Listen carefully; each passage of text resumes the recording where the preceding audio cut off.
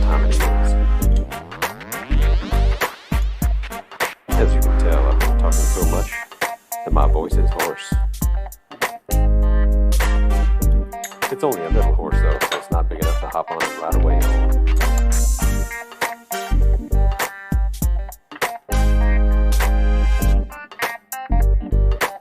It's the ultimate dad joke there.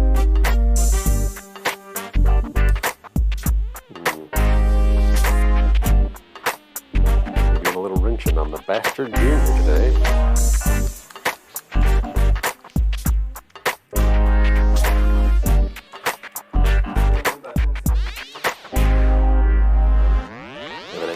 Brought in about 10 seconds here. Yes, sir.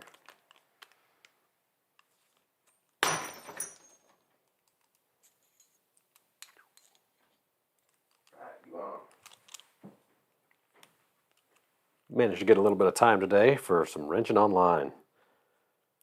It's about the only time I can get to wrench lately. That's totally fine. Didn't mean to make that a rhyme, but I'll take it.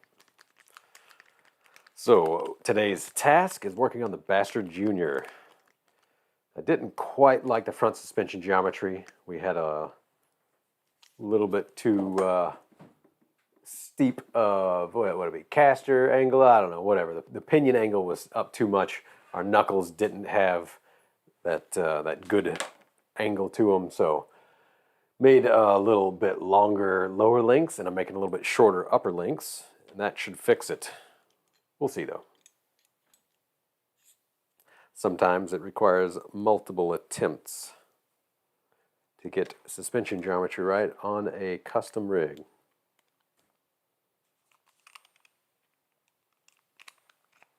Good thing I have a whole bunch of links from Hardcore RC though.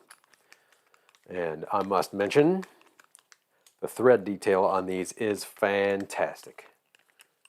Really pleased. Got a nice lead into them, got a nice lead out to them. Little chamfer on both sides. Good job, guys. And I know there's a whole bunch of link companies out there.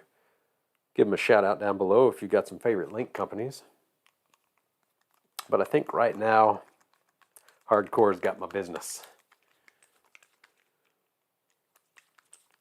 And I still have links that I bought 15 plus years ago. Of course, whatever we have in our stash is never the right length, so what I did is I bought just a whole bunch of different ones from Hardcore. We've got 100s, we've got 102s, 103s, 104s, 105s, 110s, 111s, 112s, 121s, etc. in just this pile here. And it's nice to have a big spread because we can always do what we need, almost. We'll see. I'm using the shortest ones here with the longest ones that I had on bottom, and hopefully I'll be able to get this pinion angle right. Then once I get that settled, we can start mounting some electronics. Yes, sir. Now I will note that on the capper axles I have to use these brass ball ends from Vanquish, a little bit wider. Brass pivot balls, VP S08320. That's VP S08320. They're a little bit wider than the normal Traxxas ones. The Traxxas ones work in our skid plate, and the wider ones work on the capper axle. So the first thing I will need to do is probably bend these links so that they get around everything. We will need some clearance. Now, we will see if these pliers are strong enough. Otherwise, I'll have to do that another day. I might have to bring it to a vise somewhere. I wonder if I could... Might be able to. Nah, I'm going to bend the tool. Let's see what else we got.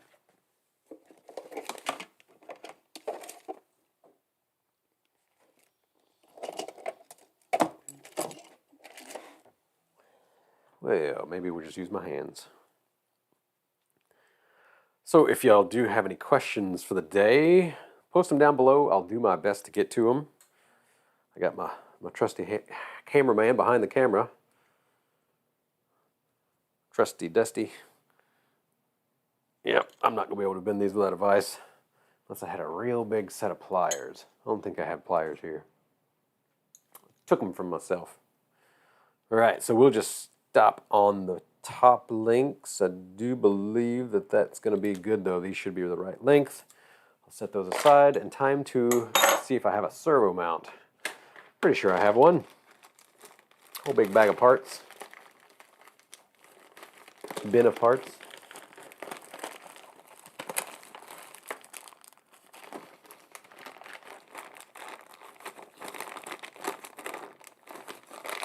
Sure, that's a fun ASMR noise.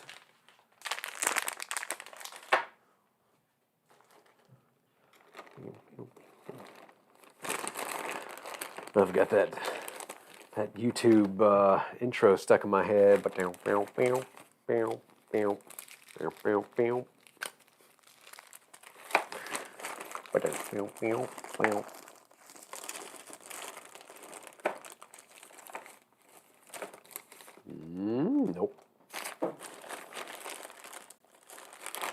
Gonna have to organize all this stuff a little better. Let's see, is this it? Oh, that's a TLT. That's a TLT mount there. I wonder if it lines up. It doesn't line up.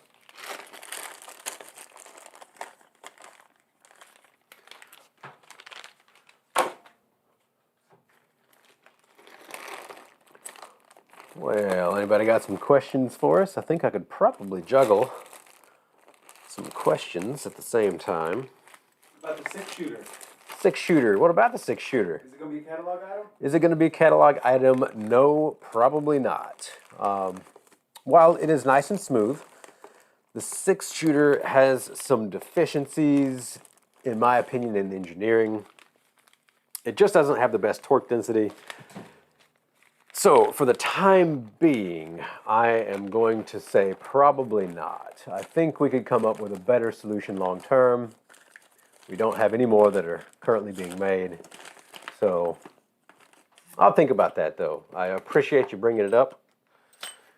And I will think about it. But at this time, the Puller Pro just has so much better torque density and really hardly any different low speed control. So, I am hesitant to make more of them.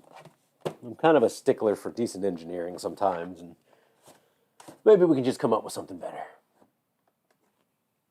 If it had a larger rotor, you know, we'd have to tool up for a different stator on it. That would be my ideal position, because the back iron on it is just a little too thick, and it doesn't have as much copper as it should in an ideal world. So, long answer to an easy question. Probably not. What about Crawlmaster Mini Kits? Crawlmaster Mini Kits. So we are currently out of Crawlmaster Minis. The kits will no longer be offered, but we will have bare boards along with wiring kits offered separately. But for the time being, we are actually out of stock. I expect about 2 months until the next batch is ready. That will actually be a V2, and it will have an integrated BEC along with a few other changes to it. So I believe there may still be a few ready-to-runs trickling out there to vendors, but I'm not sure if we're going to have any more on our website at this point. That's kind of not my job right now, is managing inventory. I manage some of the bulk ordering, but as far as managing the daily inventory, that is not quite what I got my fingers in. So I don't have an exact answer, unfortunately. All right, what was I looking for? Servo mount.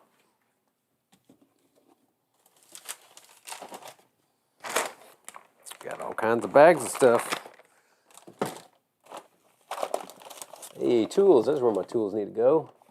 Oh, we got some of the extra skid plate. There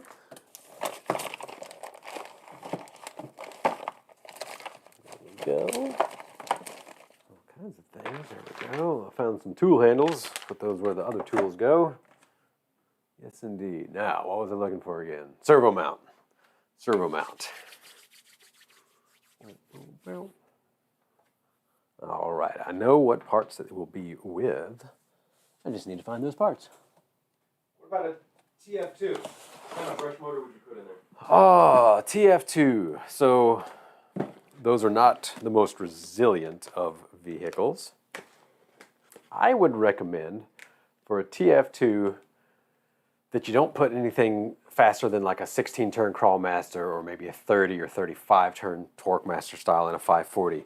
I don't recall if they can fit a 550 motor. For some reason, I want to say that they won't fit a 550 on there. So what I would personally choose is a 16-turn Crawlmaster Sport or Expert or even a Pro, and mostly so you don't have too much wheel speed and brake parts is it. Now, if you don't care about braking parts, then go to like a 13-turn Crawlmaster. Just gear it down as much as you can, and that should be good. But I would still say 16-turn Crawlmaster. That'd be my overall favorite choice. All right, looks like we got some super shafty mounts here. Yes, indeed. Found the box.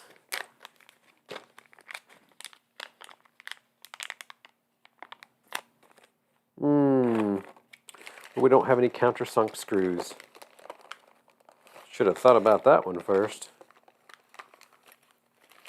Hey, we got more links in here. Capra. Sweet. Drag link. I'll need that for later. Well, let's see what I can do about countersunk screws on this. Maybe I have some hiding. I don't know where my kit went. Maybe around here somewhere. We'll search for it. People are digging your organized shop. My organized shop. It's so nice. Yes. It's all my fault, really. I asked an employee to help me organize in here, and we got a bunch of bins, and he did a great job at that. However, since he organized it, I don't know where everything went. So that's the downside of having help every now and then, is that we don't know where things went. So, oh well, there's worse things in life. There are worse things in life, for sure. All right, so pins. All right, this is all my Capra stuff in here, evidently, along with a whole stack of VP hubs. What width do we need? All of them. Indeed. Ooh. And the shocks. Probably need some shocks that are a little softer than this. We'll see once I get it on the rocks. But, all right. Peter's got a question here for you. So he's looking into revolvers and was thinking about putting on in his VS410 Ultra. What KV would you recommend? All right, so Peter is looking for a revolver for his VS410 Ultra. Basic crawling around, 1800 kV is a really good kV to go with. Otherwise, I would bump up to like a 2250 or 2200, depending on how much of a lightweight rig you're trying to build, or a heavier rig, go with a 540 size. If I recall correctly, the 540 is the 2250 kV or 2240. It's we got so many things in the catalog. Boy, my brain has been muddled lately. Also learned that I was diagnosed with a concussion, which explains a lot of my weird memory loss that I've been having lately. So anybody else who's dealt with that, I feel for you, man. It's been kind of weird having things in my memory that should be there that is not. But we'll get past it. I'll have to start having charts or things to help jog the memory. We'll get past it. So that's what I would use. Honestly, a rig like that is all crawling, I would go with the 1800 kV. But if you want tons and tons of wheel speed, then you can always use that 10-pole 2500 as well. Just make sure that you use a full-size ESC with those. I would recommend something like the Copperhead. It will be noisy. That's going to be the downside of the revolver. If you use a Castle controller right now, it will be noisy.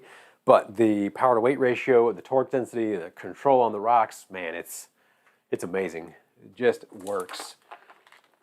Castle ESCs do a great job. Yeah.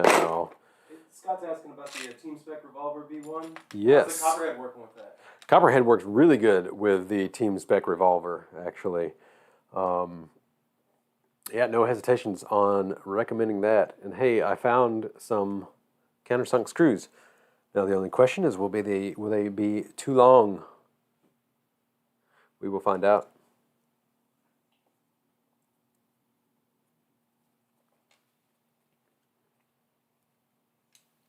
What kind of axles you got on there? These are Capra axles. These are stock Capra axles. And what I plan on doing is replacing the front with the super shafty Capra axle. But first I want to build it up. I'm going to see how it works, and then we'll go from there. And once I do the replacement, yeah, that's just fine. Just fine there. That'll be just fine. Once I get the replacement built, then what I will do is put this plastic axle on the rear of, some other rig, I suppose, and then put the metal axle on there, and we will have ourselves a full set of axles and rigs. I actually stole these from another project. Whoops. Here we are. What's the difference between a Mamba X and a Copperhead ESC? Just real quick. So we have a question: what is the difference between the Copperhead ESC and the Mamba X? The Copperhead is a 12 FET ESC, and the Mamba X is a 18 FET ESC. So more FETs, more power. The Mamba X also has better heat sinking. It has a full metal case on it, and that means that it can take more sustained power along with having better FETs. It's essentially like an 8-scale ESC crammed into the size of a 10th scale ESC. So if you're looking for high power, going fast, bashers, the Mamba X definitely has an advantage in that category, but it also has the auxiliary wire, which a lot of people like, a lot of people use. I don't really use it for my rigs because I just kind of use throttle control instead. I'm used to it. For so many years we didn't have that sort of option, so I just kind of deal with it. But that that's a pretty good feature. A lot of people do like that feature. So if you're just using it in a crawler, even like a 2-speed TRX with a 3500 puller, which we filmed and I believe is uploaded and will just be released here soon. If you're doing just something like that, the Copperhead is plenty. I did not get it to overheat. I also didn't even have a fan on there, so if you keep the fan, then you'll be able to just put a whole lot of power through that Copperhead. So really, when it boils down to it, neither are bad choices. I wouldn't hesitate to recommend either of them. But the Copperhead, I believe, is a little bit more affordable, and it'll do the job for any fast crawler. So, yeah. Hope that helps. Scott threw out that super chat, 99 cents. Hey, Scott, appreciate that. We just enabled the super chat feature. Never really paid attention to that thing. So, yeah. If y'all have specific questions or anything like that, and you want to throw a little super chat our way, that definitely helps support the channel. This channel, maybe you're not aware because I don't really talk about it, but this channel costs a lot of money to run. The advertising revenue does not come near what it costs. I think right now we're about a 3-to-1 ratio of advertising versus what it costs to run the channel, because I have equipment and space, and I have employees that help out because I can't do everything.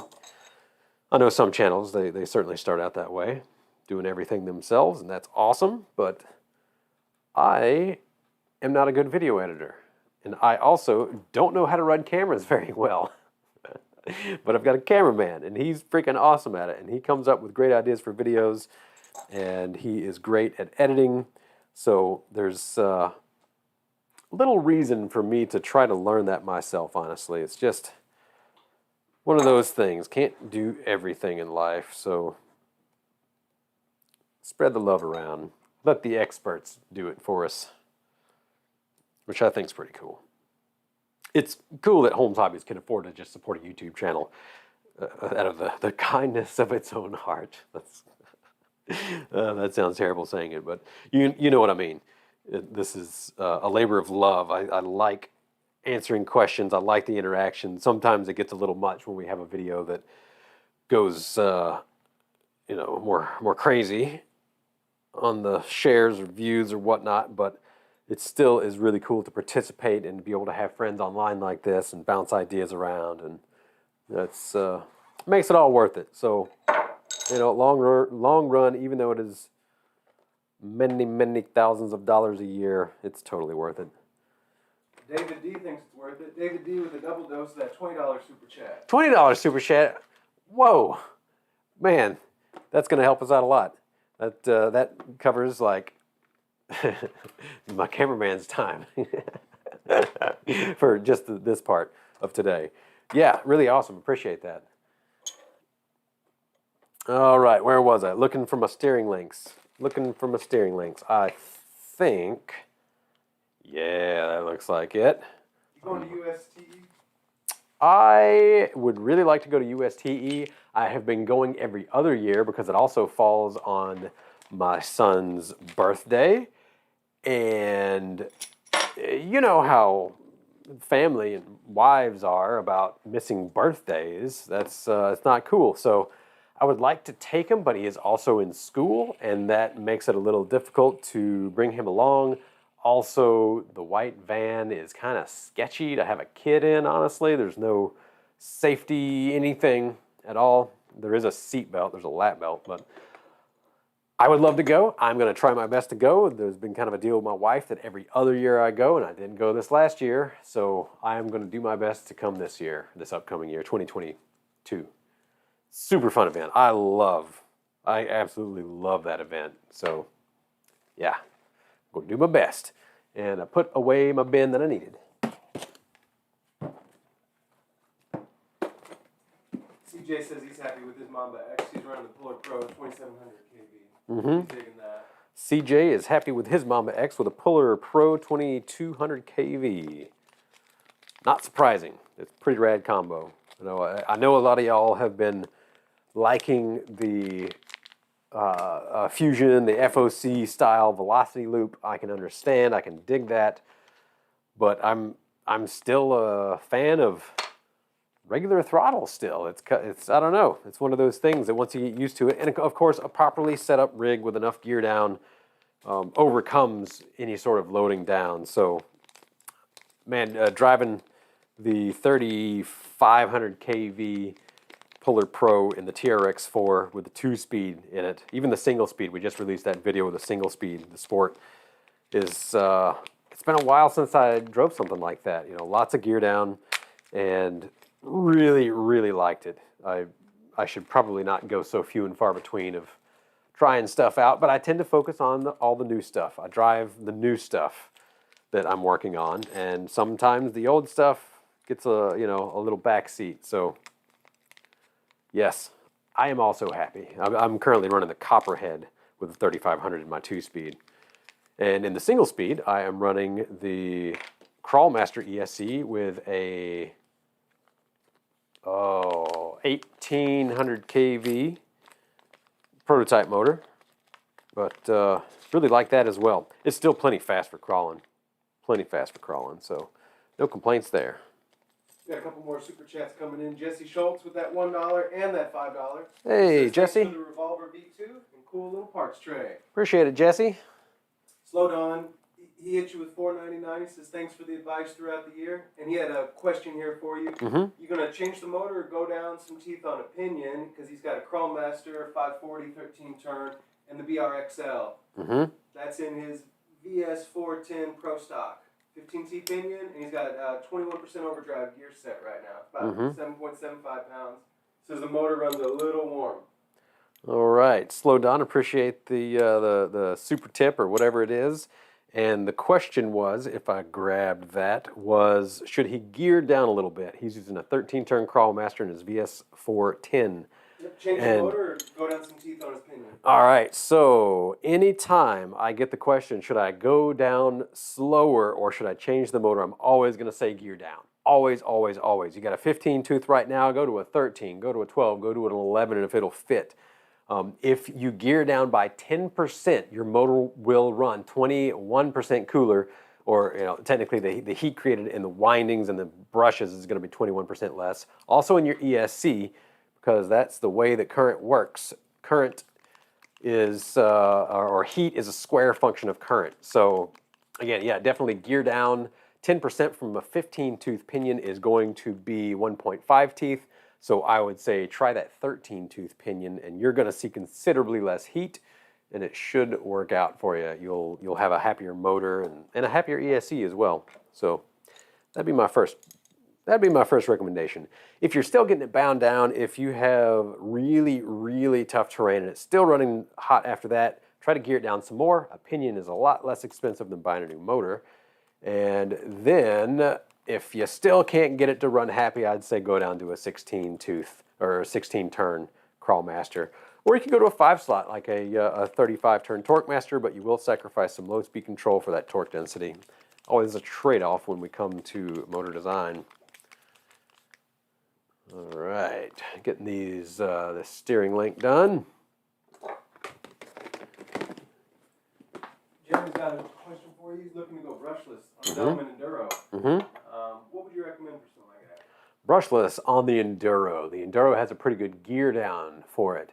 The Enduro also tends to pop the ring and pinion on the rear axle in particular. So I really feel on the Enduro, 1800 kV is a really good sweet spot for crawling. You're not going to go so fast that you're constantly popping stuff from hitting objects at speed, or your drag brake kicking on so hard that it just trashes your driveline. So let's see if you can handle the noise. Since our Crawlmaster ESC is pretty much out of stock right now, I can't exactly recommend that. So if you can handle the noise, a Revolver 1800, even the stubby size with something like a Copperhead ESC would give you extremely good low speed control. You could have a really light setup on there. With 1800 kV, you can go for a Mamba X Micro as well, or a Sidewinder Micro 2, any of those. It is going to be kind of loud though. So if you have either hearing that is sensitive to those high pitches, or if you've got friends in your group that doesn't like the high pitch, then I would suggest you go for a Puller Pro 540. And you can either go for the stubby for a little bit lighter weight, a little bit smoother start, or you can go for the full size. You end up getting a lot better drag brake. You get a lot better downhill control on there, and they run extremely quiet in censored mode. It is much smaller rotor, a lot less flux gap area than what a Revolver has, so the inherent noise generated by the system is less. So if you don't care about noise, Revolver with Micro X or a Copperhead, something like that, Sidewinder 4 even. If you don't like noise, Puller Pro, 1800 kV for both though. 1800 kV is really a sweet spot that I've been settling into for the majority of crawling. Really like it. I also like a lot of wheel speed though, so you can take that recommendation with a grain of salt, because sometimes I run stuff that is really fast. Olson RC hit you with a $20 super chat. Hey, thanks, Olson. Appreciate that. That now I can actually pay for my camera guy through the YouTube. That's a crazy thing, paying for YouTube through YouTube. But hey, if you get a chance, move that top cam over. Point it at your rig. All right. Let's see if I can. Yeah, I bet you we can maybe zoom out if I can figure out how to zoom out. Have I already zoomed out all the way? Oh, there we go. There we go. Now y'all can see my toes. Yeah. All right, I'm looking for some screws here. Hey, my old TLT bin. Whew, boy, that smells like old TLT stuff. Tell you one thing that COVID didn't do was ruin my sense of smell. I still got it, but I can't taste hot foods anymore. At all, hardly. I was over at my cameraman's place the other day, and they were eating some really hot chips, evidently, some habanero, lime, something, and they're all just like, just freaking out about them. And I'm eating them, and I'm eating them, and I'm eating them, and I don't feel anything. And then suddenly, like, it builds up in the back of my throat. And it's just like, it got me. But it only got me for like 30 seconds. And I learned the next day that it was hot, coming out the backside. Woo, boy. I'm going to have to be careful about that, because I don't have any more, I don't got any taste bud receptors for hot. I can taste everything else, though. It's kind of weird. All right, looking for screws. I think it was on your list today, but what about HH Apparel? HH Apparel, shirts. Yes, so that is on my list today. We're going to get some more shirts ordered. I really need to, Evidently open up the same bin twice. I really need to set up the Teespring so it's got some better options on there for when we are out of stock on the regular t-shirts. So I'm going to work on that as well.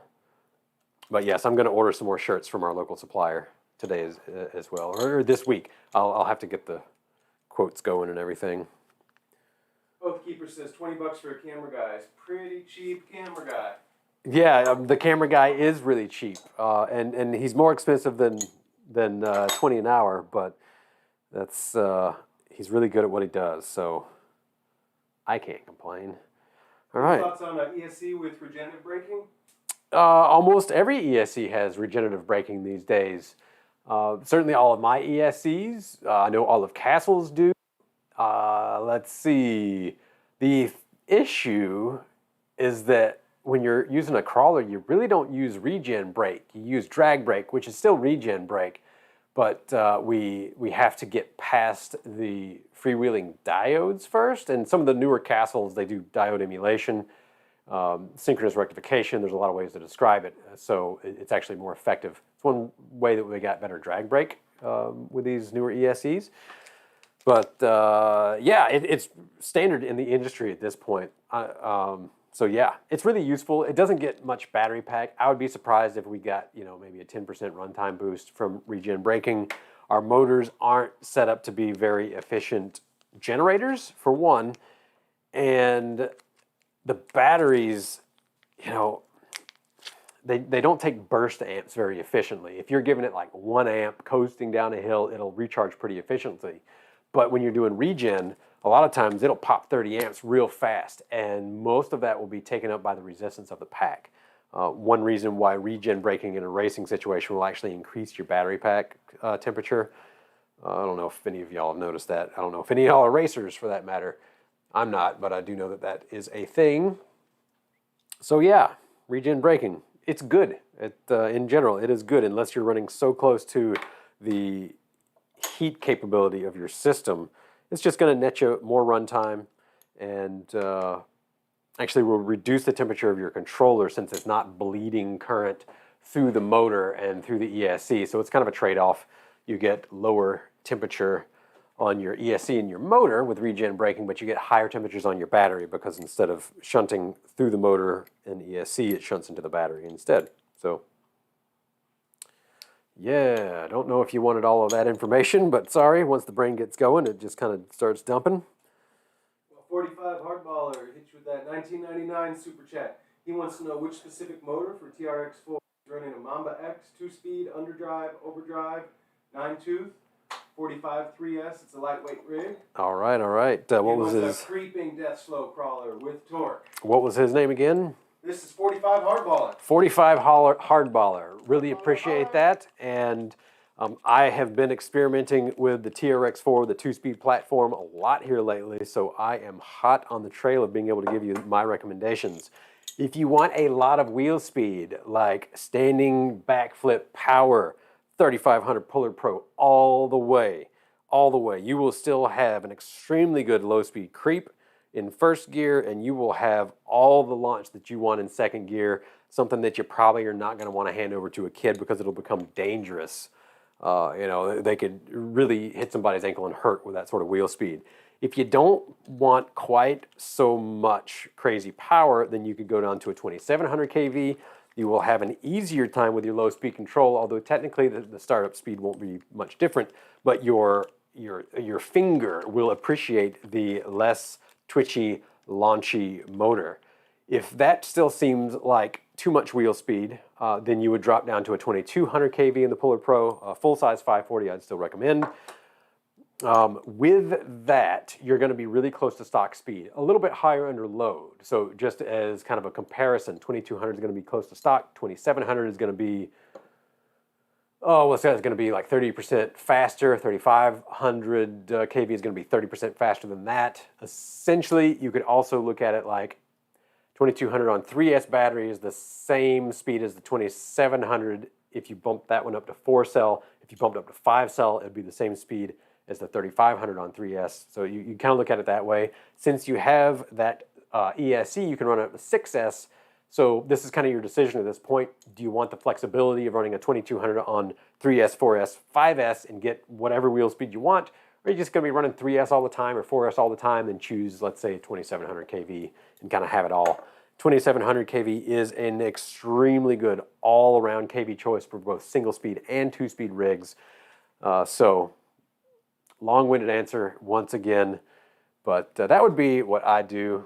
I'm really digging the 3500 though, and I don't hand this one off to my kids, so it's totally fine. Totally fine. Now I just need to find my screws. Where'd my screws go? Where'd my screws go? They got to be in a bag around here somewhere. I know I saw them earlier. It's that memory problem I was telling you about. I saw it. It didn't commit into short-term memory. This is like a minute. A whole minute. There's some. Hey, Derek Loomis, he says he got his SHV 800. Showed up, and man, am I impressed. So quiet and powerful. Awesome. Appreciate the feedback, Derek. He just got his SHV 800. Quiet and powerful. That is what they are. They're, we sometimes get emails when people install them and they're not making any noise and they wonder what's wrong with them. So, I mean, I can get that if you're not used to the quiet ESC or quiet servos. We have certainly had our fair share of loud servos in the past, but we're trying to go to more quiet electronics, or at least have the option for more quiet electronics. On the servo, it's hard to get as much power out of it if it's in an inaudible range. So we had to boost up our gate drive to be able to do that this last time. Totally giving y'all information that you probably don't care about. But yes, appreciate the feedback there. It's basically what I run on all my rigs at this point. I know it's got a higher price point, but the quality is there. The quality is worth it in my opinion. I love them. RC Ritter says the same thing. He's got a SH800 on his shelf. He's just waiting for it for his MT410 build. RC Ritter, same thing. Appreciate the feedback. It is my favorite servo. It's like My Little Pony. Any of y'all watch My Little Pony? I'm sure y'all got kids. My kids have been loving watching that show, and it's a little much sometimes, but you know, there's worse things out there. Could be consuming other media. Could be watching my YouTube channel, giving them bad ideas about never selling any rig ever. All right, I think I got the right drag link here. Hopefully. Progressive RC says he got one too. He pulled the trigger on one of those SHV 800s. Hey. He got it for his 2.2 Pro and a spare for the Super, just in case. Awesome. He Thanks. loves the Magnum 16 turn and the Pro. Super nice motors. He got a Magnum 16T Pro. Progressive RC, appreciate the feedback. Yeah, you'll like them. They are really good for competition rigs. It is also a fairly lightweight servo. It's a small standard case. Let's see, do I have any one to compare? I don't know if I have any of them to compare here, actually. Let's see, here we go. Here's an old prototype. And I can compare it against the old 500s. So, where are we looking? I got a servo bin around here somewhere. I'm getting distracted. I'm supposed to be wrenching on my own rigs, guys. Dad's RC remembers My Little Pony as a kid. Yeah, well, there's a new My Little Pony. Dad's RC, you say? Yeah. Yeah. RC workbench. Yeah, so there's a new My Little Pony, and it is completely different, let me tell you. Completely different. Aha, there we go. Eric says he got a Team Spec revolver, and he got his Chrome Master Mini on there. He loves it. It's the best ESC he's had in years. Team Spec Revolver and Crawl Master Mini ESC. Good feedback from, who was that? That's from Eric S. From Eric S. Appreciate that feedback. There we go, V3. Totally getting sidetracked. And Dad says it's weird. The new one was weird. Yeah, the new one is weird. All right. Well, y'all probably aren't even going to be able to see the difference on camera, but we have a prototype V3, SHV 500 V3, and then the 800, boy, brain's failing me today, SHV 800. So side by side, you can see that the SHV 800 is shorter and then the length sideways is actually shorter, and all directions. And let's see about width. I think the width is the same. No, the width it's about 1 millimeter on all sides, and then the height is a couple millimeters shorter as well. So we managed to shove more power into a smaller case on this new one, thanks to a more modern gear layout. Actually, those are the SHV 800s, or the 5-gear system, which is pretty cool. I've been following that through manufacturers for a couple of years, and it's a good thing for the industry. It's going to be a good thing for the industry. Of course, it comes at a price because it's more expensive to make the case. It's got a weird layout. There's more gears to machine. So it's always going to be a 6 of one, half a dozen of the other situation, I suppose. Now, I just need to figure out my drag link. And I guess I can just use one of these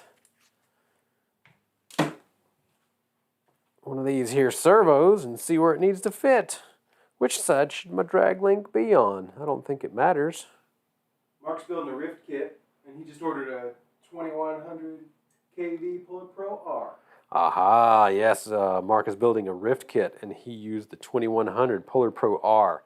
Fantastic choice. It's not going to be too high of a kV for that. It'll still be really rowdy. That's what I would use. I have not gotten my Rift running again, though. Really need to work on that. All right, there we go. That's about where that'll sit. Let's see. Axle Yeti, Junior Can-Am. Darwin's asking, what motor in ESC? You got any suggestions for Ooh, the Yeti Junior Can-Am. I have yet to see one of these in person. I think it's a 380 motor. I do believe that you can use our Revolver 380, the normal one, not the V2, but the normal one. I do believe that is what fits in there. At least I've had people tell me that, but again, I have no direct experience with it, so you're going to have to take your customer's word for it. Maybe some of y'all out there in YouTube land have a Yeti Can-Am and can help him out with that, because that's one. I don't always get the new rigs when they come out, and I've always been real hesitant about the mini rigs. It's just kind of not my thing. And in the past, they have not had very good market support. And so, yeah, I've just kind of stayed away from them for the most part. We do have some motors that we need to put on the website. Let me just write that on my list. I don't know what to call them yet. The Torque Master 180s, the Trail Master 180s. But we do have mini motors now, and we've just been so busy lately, I haven't had a chance to write the description and plop them up on the website, unfortunately. Mini motor. But they do have really strong neodymium magnets. They still have pretty good startup. So they will be a pretty banging upgrade. And we got them made in 66, 55, and 44 turn options. All right, here we go. This guy. Hey, Octavio says he's got a Mamba X Mini with a 1200 kV Puller Pro stubby. It's on 3S. Mm-hmm. He's having some startup problems. Just one install on a rock, back and forth, back and forth. You got any pointers? We've already tried the Castle motor test. All right, Mamba X Mini with a Puller Pro, you said? 1200? Yep. All right, so if you are having some startup issues where it's rocking back and forth, that tells me that it's probably running in sensorless mode. What I would do is take out your sensor cable, see if anything changes. The little adapter harness that they have on there, let's see if I've got any here. On those ESCs, there is an adapter harness that plugs in. That adapter harness, I don't have any available. The adapter harness that goes from, essentially you've got your motor, you've got your sensor wire, then you have your little adapter piece that goes into your ESC. That adapter piece actually is pretty, let's just say buggy. So be sure that all that is well seated. Make sure you have no pins that are poking out. Make sure it's pressed in really good on all 4 of your plugs essentially. And what I would recommend is actually just removing that. Both Castle and myself, we make a direct, adapter, whatever you want to call it, so you don't have to have that in-between adapter on there. And that generally gets rid of the issue. It's something that I've been making since they came out with it. And Castle just recently started making because, well, they didn't want me, I guess, being the only guy in town that sold upgrades to their systems. So, yeah, that would be my recommendation. All right. So this drag link isn't quite lining up. I think I may need to get a drag link that's just a touch longer. Let's see, is this one just a little longer? Just a skosh? Oh, that's more than a skosh there. May have to get some more custom links made. These are much too long.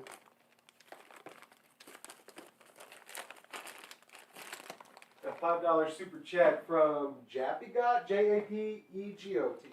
Jappy, appreciate it. That will help us out. I think. Canuck Chuck got a question. He says he's got a Puller Pro, it's a V2 2200 kV and a Mamba X that screams for vengeance like Rob Halford. Is there a recommendation for a silent ESC? If it is really loud, there's a Puller Pro on a Mamba X, I would wonder if it's running in sensorless mode. Again, pull out that sensor cable, see if anything changes audibly. Cycle your power once to see. If it's louder when you pull your sensor wire out, then that tells us you are running in proper sensored mode. But honestly, the sensorless mode is so good on those Mamba X's that a lot of people, they may have a sensor cable problem and they don't even know it. Or maybe you don't even have it installed, who knows. But that would be my first thing. Take that cable out, see if it runs any different audibly. Cycle the power once just to be sure. And then plug it back in and see if it gets quiet again. My assumption, if you can hear it, is that either your body or the way that you have your motor mounted is actually amplifying them, because they're really not very loud systems. The Puller Pro doesn't make much noise when it's in censored mode with the Mamba X, despite the frequencies that it can kick off. So I would look at that. See if maybe there's a different way you could mount your body. See if there is a different way that you could mount your motor, maybe a different plate. Maybe you exchanged a plastic motor plate for a metal one. That'll definitely make a lot more noise. So just a lot of things to look at on that. See what you can come up with.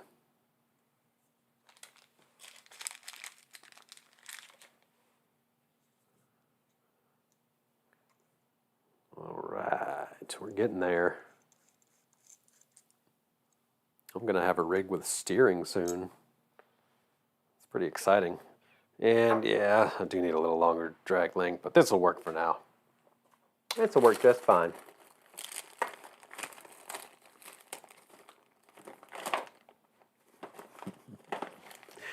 My organization skills here. Yes. VP clamping servo horn. That's what we need today. We got a bunch of happy little tree comments. Happy little motors. Ah, happy little trees, happy little motors. Have they seen? Didn't you do Bob Ross? Yeah, we did a Bob Ross video. It's been years by now. It's in the archives. It's in the archives. I want to say that, and that was that Halloween. Yeah, I think that was a Halloween video. Been a while. Been a while. I'd say we'd do it again, but I don't know how we could top that one, honestly. It's there we go. A little bit of this, a little bit of that. A little bit of too long of a screw.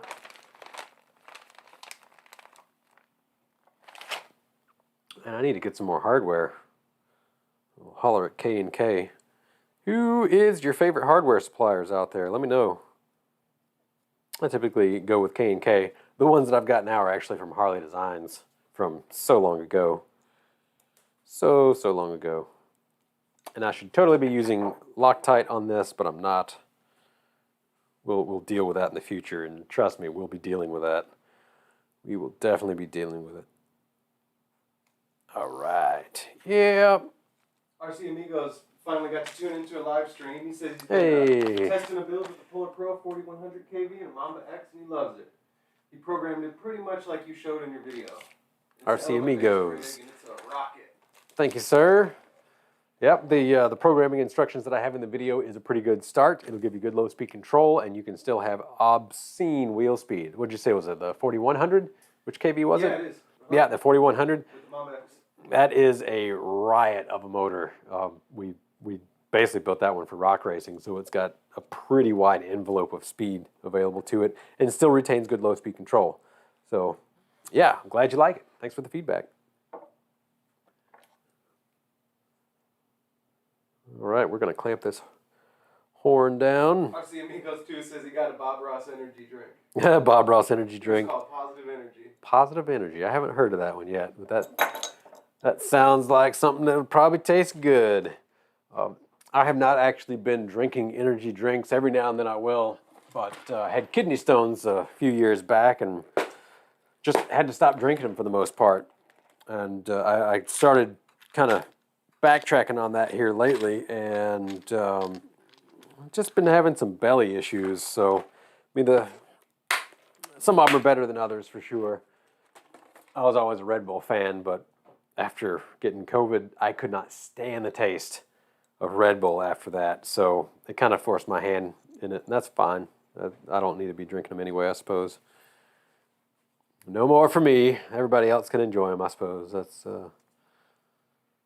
just how it goes. Slowdown says he liked your Mamba X programming vid too. Thanks, He Slowdown. says it helped with the low speed control. Yes, yes. It's kind of amazing how much different and how better the Castle systems are after some programming on the low speed control. Because I have actually been testing before and wondered, like, why are my systems suddenly so twitchy on the bottom end? And it's always been because I forgot to program them. So it's always a good idea to do that with the Castle systems. It's certainly, they're certainly not bad out of the box, but they can be improved upon enough that it really does help to do some programming. So I'm glad it helped, and we will continue doing that. I'm sure as Castle rolls along as a company that they will have some new features, and we'll continue making new programming videos as well. Sweet. So I need to reduce the length of my upper link still on there, but we have our steering, we have all of our links in on this Bastard Junior. I could probably use a little bit longer drag link on there, just a little bit. It'll probably be fine though. It'll probably be fine. We just won't have identical steering strength in both directions, but SHV 800 has plenty of strength, so it really won't be an issue. That won't be an issue at all. But if I was to nitpick, then I would have this horn actually facing a little bit in that direction. So instead of being lined up a little bit off center, I'd have it off center in the other direction, ideally. But yeah, there's worse things in the world to have problems with. Sweet. So even if I didn't put shorter links on top, we are technically ready to button this up with electronics. I won't be able to finish this out today because I'm getting super hungry and I do have a lot of other stuff on the docket. Got to do some CAD design. I need to do some restocks of inventory. Sound like T. Jenkins. He says technically he's at work, but he's checking in. He loves his brushed HH setup in his TRX and Cap. Awesome. Thanks for the feedback, T. Jenkins. He's at work. Working hard, it sounds like. Don't tell his boss. Yeah, don't tell the boss. So, yeah, thanks for checking in with us. Thanks for the feedback on the setup. It's got some brush systems, it sounds like.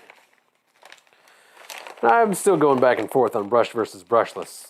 Brushless has really made a lot of progress in the last couple years. You know, Hobbywing has done their own thing. They did the FOC and the velocity loop, which they're not exactly related to each other, but they have done that and actually gotten really good low speed control with their systems. Although, as y'all have seen, I'm not totally impressed with the Axe as compared to my systems, but for a long time I feel like our systems were kind of the gold standard.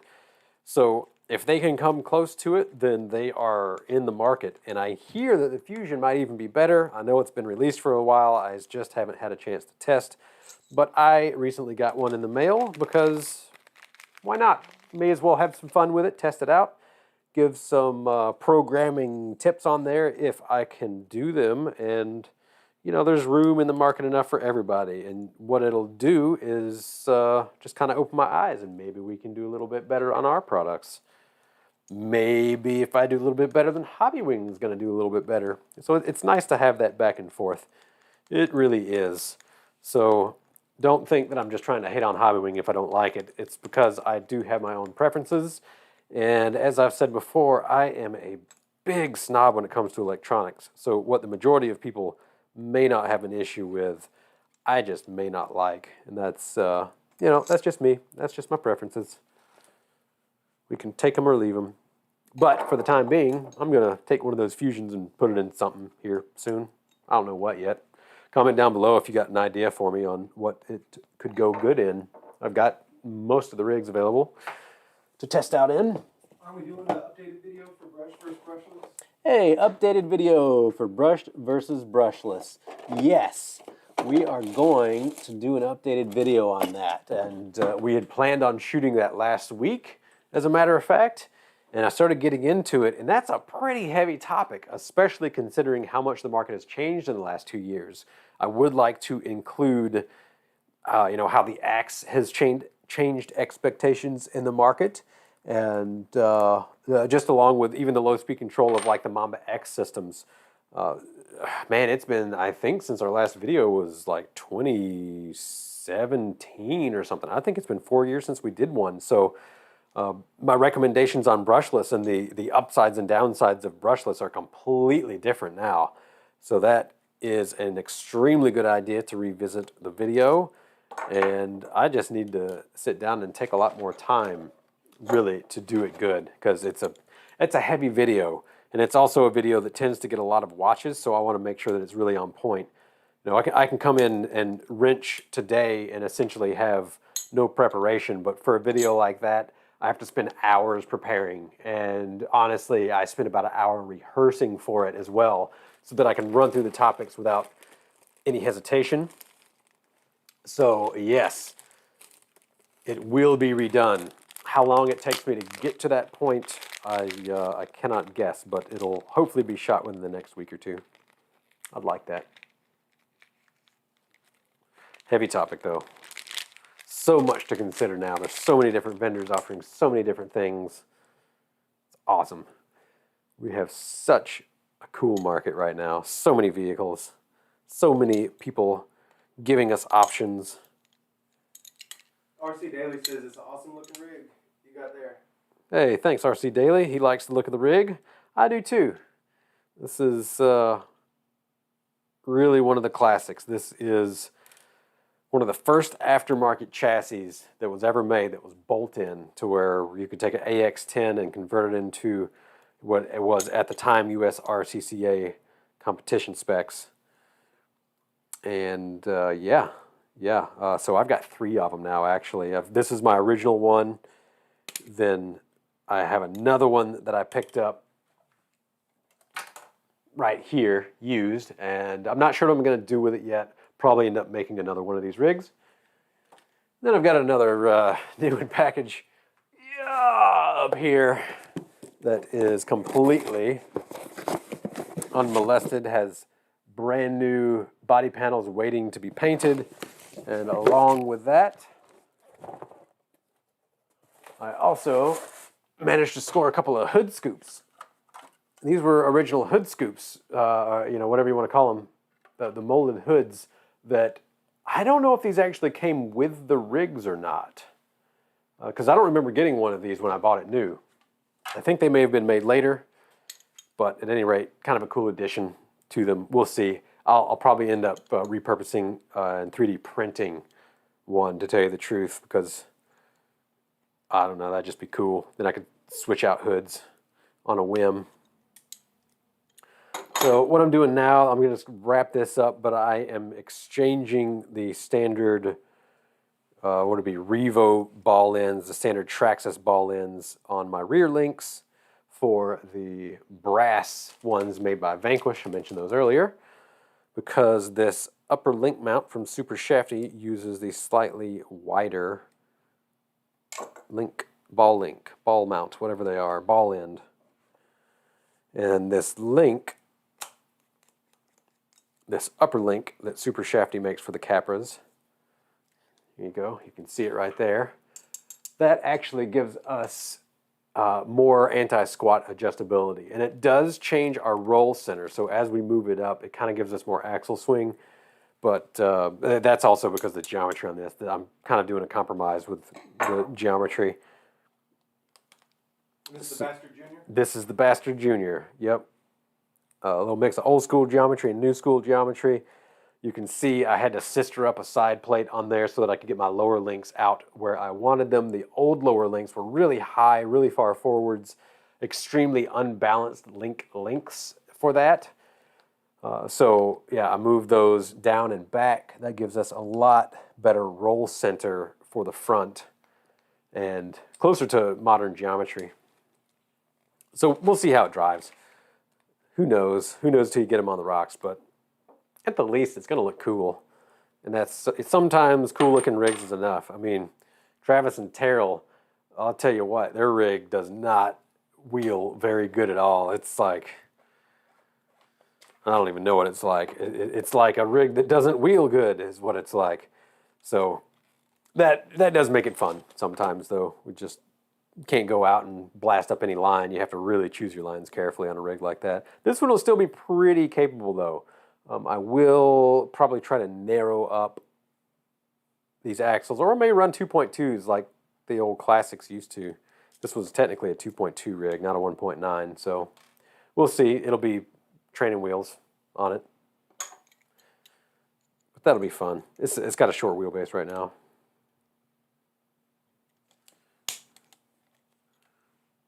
Here we are, just about done. Now I've talked enough that my voice is getting hoarse again.